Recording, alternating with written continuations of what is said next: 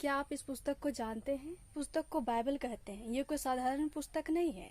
इसमें लिखा हुआ हर एक शब्द में सामर्थ्य है, क्योंकि ये परमेश्वर का बोला हुआ वचन है जो अपने लोगों के द्वारा लिखवा। जब हम परमेश्वर के वचन को पढ़ते हैं, मनन करते हैं, तो परमेश्वर का वचन हमसे बातचीत करता है, क्योंकि परमेश्वर का वचन जीवित जो हमारे जीवन को बदल देता है। हम अपनी किसी भी समस्या का समाधान इस बाइबल में पा सकते हैं। ये भी जान सकते हैं कहाँ से आए हैं, मैं यहाँ क्यों हूँ, मैं कहाँ जाऊँगा। शायद हमें लगता है कि मैंने तो बाइबल पढ़ा है, पढ़ने की जरूरत नहीं है, लेकिन जब इसे दोबारा पढ़ते हैं तो आपको नया सीखने के लिए मिलता है, क्योंकि परमेश्वर का वचन जिंदा है जो हमसे बातचीत करती है।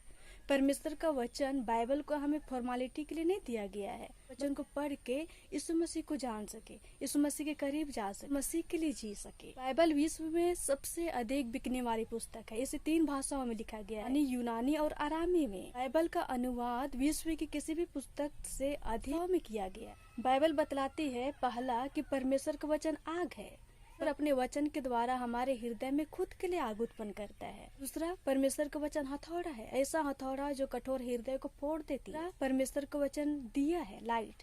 कई बार हमें जीवन में कुछ समझ में नहीं आता है कि हमें क्या करना चाहिए। परमेश्वर का वचन हमें लाइट दिखाता है कि हमें ऐसा करना चाहिए। जीवन का जल है, हमें बहुत सारी संतुष्टि, इच्छा है जिनका कोई अंत नहीं है। उन संतुष्टि और इच्छा को केवल यीशु मसीह पूरा कर सकता है जब हम यीशु मसीह के पास आते हैं, जब हम वचन में जीते हैं। 5वां, परमेश्वर का वचन जीवन की रोटी है। हम सब एक आत्मा है और एक शरीर के अंदर है, और इस आत्मा का भोजन परमेश्वर का वचन है। जितना हम परमेश्वर के वचन को खाएंगे, उतना हम आत्मा में मजबूत होंगे, उतना हम शरीर के काम, लोभ, लालच, नफरत, क्रोध से हम दूर रह पाएंगे। 6वां, परमेश्वर का वचन तलवार है। परमेश्वर का वचन हमारे हृदय को जांचता परखता है कि सोच विचार है, इच्छा है, इरादा है, उन सबको अलग करता है। 7वां, परमेश्वर का वचन बीज है। जब हम परमेश्वर के वचन को सुनते हैं, परमेश्वर का वचन हमारे हृदय में एक बीज के समान बोया जाता है। जब हम उस बीज की देखभाल करते हैं तो वो उगती है, बढ़ती है और फल लेके आती है, मतलब हमारे जीवन में काम करती है। 8वां, परमेश्वर का वचन दर्पण है।